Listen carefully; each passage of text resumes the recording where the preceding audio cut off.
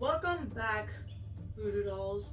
Today, I am going to start a multi-part series on anti-vaxxers and the dangers of misinformation by focusing specifically on the anti-vaxxers.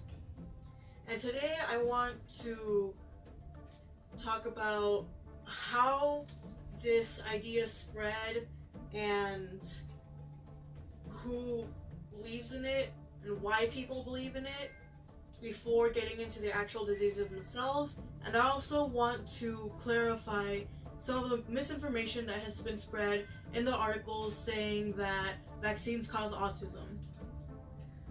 I want to start off by saying for the past 6 decades, diseases like measles and polio have been kept in bay by vaccines up until recently. I'm not going to talk about numbers in this video, but there have been several cases of measles making outbreaks in cities and neighborhoods where mothers are less likely to vaccinate their children. So how did the whole anti-vaxxer craze start? Let's start off with a doctor who published in a journal saying that vaccines cause autism. Now then, autism is something that actually occurs in the womb due to a genetic mutation. So it's not something that can happen outside of the womb, first of all. Second of all, the sample size that he had was extremely small. He only examined 36 children, all of which were homeschooled. So not only was it an extremely small sample size, but it was also not reflective of the general population.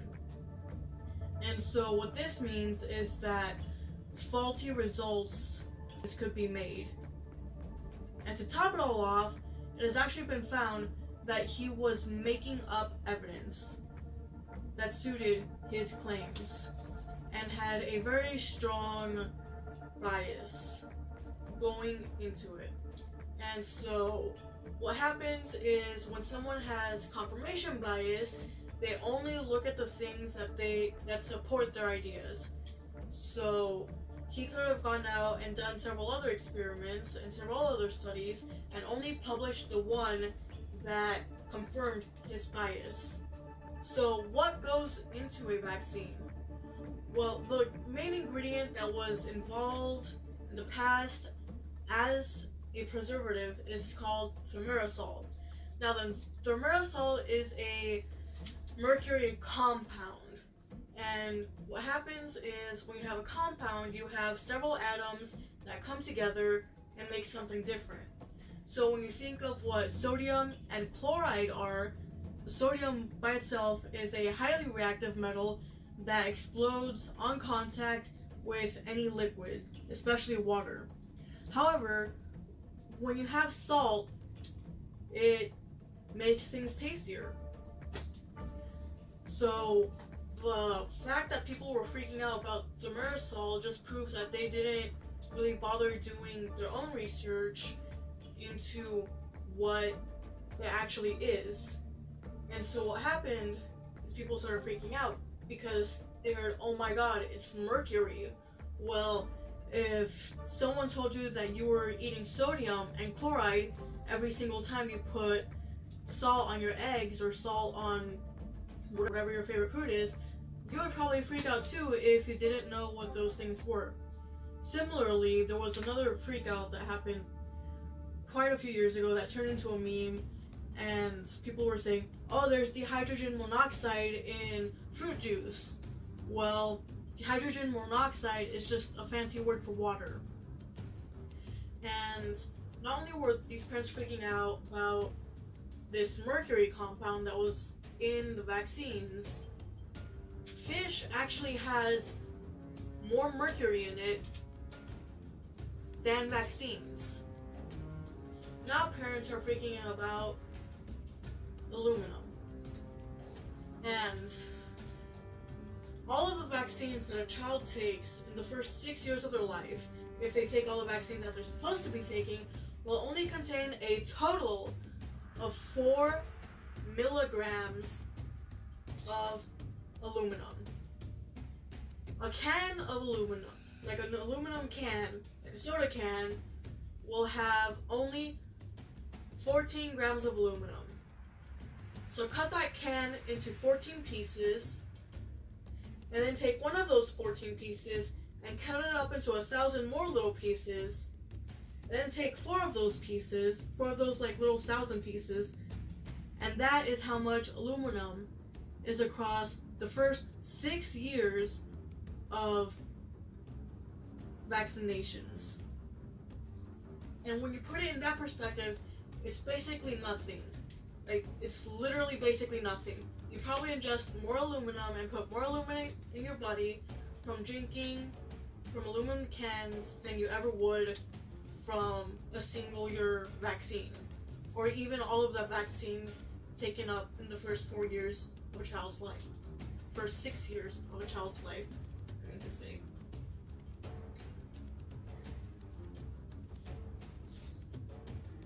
And I also want to talk about the fact that vaccines, some children do have horrible reactions, and some children have suppressed immune systems, don't really have good immune systems. So it's important that children who are healthy get those vaccines, because what will happen is if a healthy kid gets an illness like measles, sure, the kid might end up fine. But measles is extremely contagious. And so the child that will be fine from getting measles could spread it to someone else's child who will not be fine getting measles and could possibly die from it. So when you think about it like that, it's extremely selfish for people who have all the information on their fingertips. Like, there's no excuse to be misinformed. We have all the information that we need on smartphones. We're using my smartphone to record right now, but we have all the information that we need on our smartphones. There's no reason to be ignorant in today's age. So the fact that we have this whole anti-vaxxer wave, this whole anti-vax movement, is honestly insane to me. It's honestly extremely scary. And again, I'm not going to get into numbers right now. I'll do that in part 2. It's just really difficult to comprehend. It really is.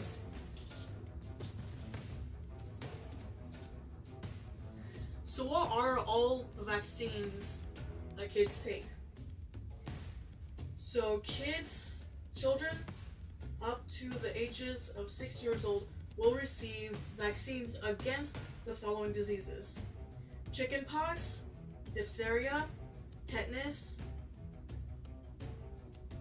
and pertussis, hepatitis A, hepatitis B, Haemophilus influenza B, which is the leading cause of meningitis, the HPV vaccine, also known as genital warts, measles, mumps, and rubella, and the meningococcal vaccine, polio, rotavirus, and pneumococcal vaccines. So that is a lot of diseases. In total, that's like 1, 2, 3, 4, 5, 6, 7, 8, 9, 10, 11, 12, 13, 14, 15, 16.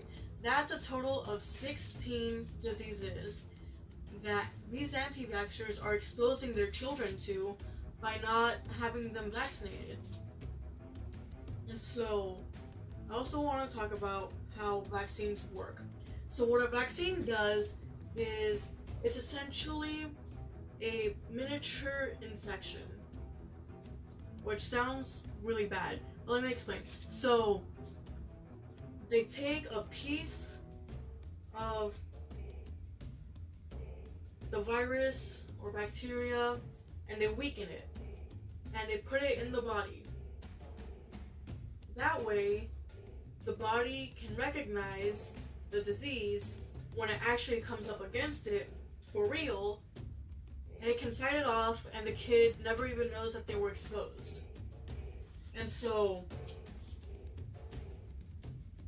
in ancient times, when kids were dying of smallpox, they would actually, like, people would purposely infect their children with chickenpox to prevent smallpox, because chickenpox is a much less deadly version of smallpox. So it's the same idea with modernized vaccines. You're taking a much less dangerous form of an illness and you're injecting it into a child. So a lot of parents will say, or at least the ones that I've seen, will say that, oh, like exposing your children to mumps and to chickenpox will actually increase their immune system, which is actually a lie. If a child gets chickenpox at a young age, when they're much older, into their 70s, they can actually develop shingles, which is a much more painful version of chickenpox. It happens in a localized area. So instead of having your whole body covered in rashes, it'll just be one really bad rash across one area.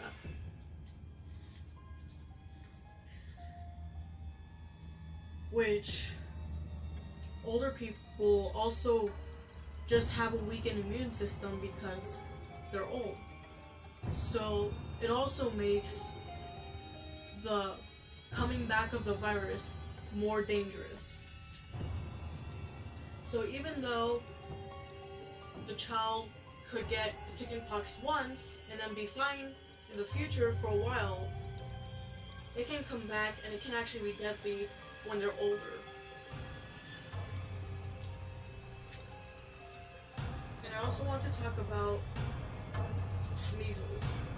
Measles is a lot like chickenpox in the sense that it will cause hives all over the body and intense itching and just be a painful experience in general. Now then, with mumps, it has actually been shown that children have weaker immune systems after getting the mumps. Not only that, but the mumps is actually extremely contagious. So contagious, in fact, that you can get the mumps just by being in the same room as someone who had the mumps but has left the room like an hour ago. To give you a comparison, you can get the influenza virus by touching a doorknob or touching something that has been contaminated with the influenza only very recently, maybe like 15 minutes later at most. And when you think about it, you actually have to touch something or be around the person that's sick. However, when it comes to measles, it stays in the air for a very long time. I also want to talk about mumps, because mumps is actually a swelling of the nodes. And so what happens is that several nodes in the bodies, and I can't remember specifically what they're called, but several nodes in the body under the skin will begin to swell, especially starting with the nodes right behind your tonsils. And so what will happen is, it will make the child look like they have food stuffed in their cheeks. And what makes mumps especially dangerous is the fact that it can spread very easily, and it can spread to other parts of the body and cause other nodes to swell up. Not only can it spread to other parts of the body, but it can actually spread into the spinal cord, causing meningitis.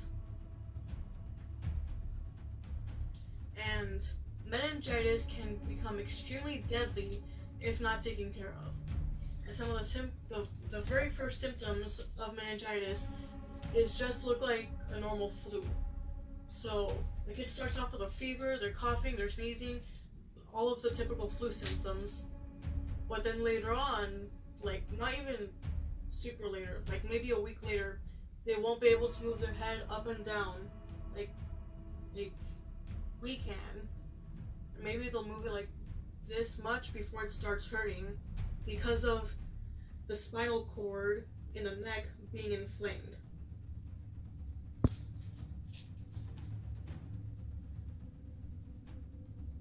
So now that I've talked about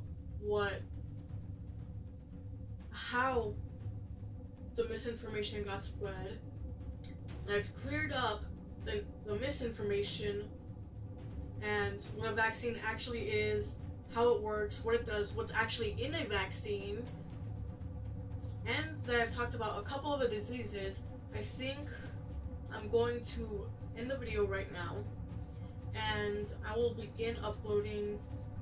record and upload the next video in this series next week. And next week I'm going to go more into detail about each disease and what all of them do.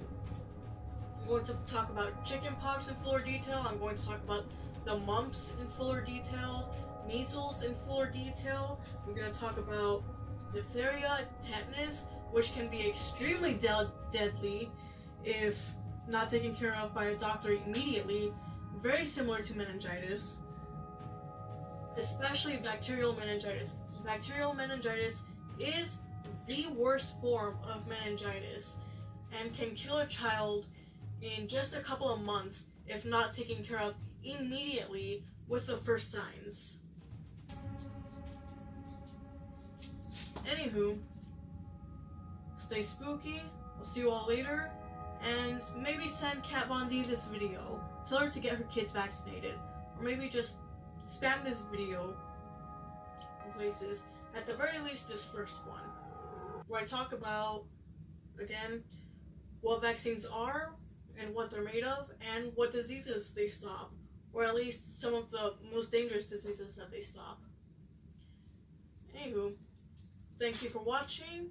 Subscribe if you want to get notified when the next video comes out next week. I'm also like this video if you liked it. I mean, kind of like obvious, right?